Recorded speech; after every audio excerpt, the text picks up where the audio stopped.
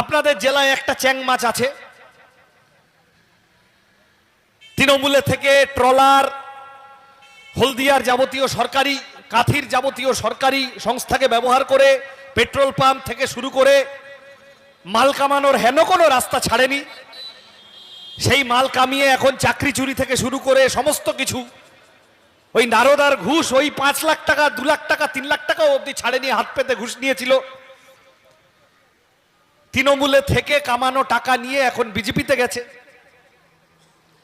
হঠাৎ লাফাতে শুরু করলো, বলল যে বাংলাদেশি মুসলমানে চারপাশ ভরে গেছে, আমরা বাংলাদেশি মুসলমান কাটবো, ভোটার লিস্টে যত এদের নাম আছে এদের ভোটেই মমতা জিতছে, এদেরকে আমরা তাড়াবো।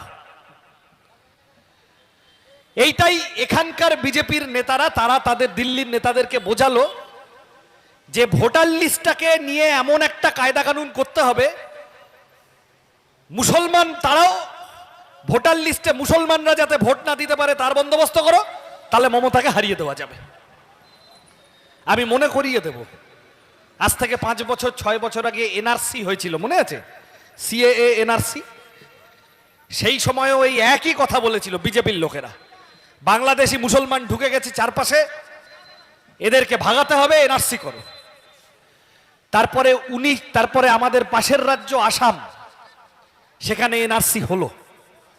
এনআরসি হয়ে দেখা গেল 19 লক্ষ মানুষের নাম বাদ পড়েছে, তার মধ্যে 6 লক্ষ বাদ গেছে মুসলমান, আর 12 লক্ষ বাদ চলে গেছে হিন্দু। এইবারের এসআইআর হলো পশ্চিমবঙ্গে প্রথম দফায়। আমি ধরে ধরে বোঝানোর চেষ্টা করছি, কারণ পাড়ায় একটা বিজেপি চাপ আছে, হিন্দু বাড়িতে গিয়ে বোঝাচ্ছে আমাদেরকে ভোট দে, আমরা মুসলমানদের টাইট দেব। আসলে সত্যতা কি, আসলে বাস্তবতা কি বোঝানোর চেষ্টা করছি। বলল বিজেপি যে মুসলমান, বাংলাদেশি মুসলমান তাড়াবো। এসআইআর হলো প্রথম দফায় 58 লক্ষ লোকের নাম বাদ গেল। তার মধ্যে গিয়ে দেখা গেল মুসলমান বাদ গেছে সামান্য। ওভাবে হয় নাকি? যে লোকটা গত 200 বছর ধরে এখানে আছে, তার জমির কাগজ, জন্মের কাগজ সব আছে এখানে, ওইভাবে চাইলে দাঁড়িয়ে দেওয়া যায় নাকি?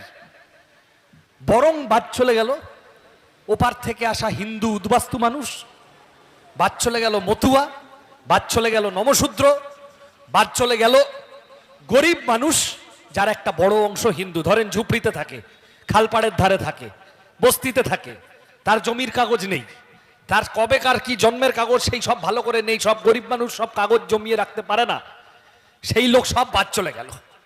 এসআইআর করতে গিয়ে দেখা গেল মুসলমান বাদ গেছে কম, অনেক বেশি বাদ চলে গেছে হিন্দু। বিজেপি কেস খেয়ে গেল।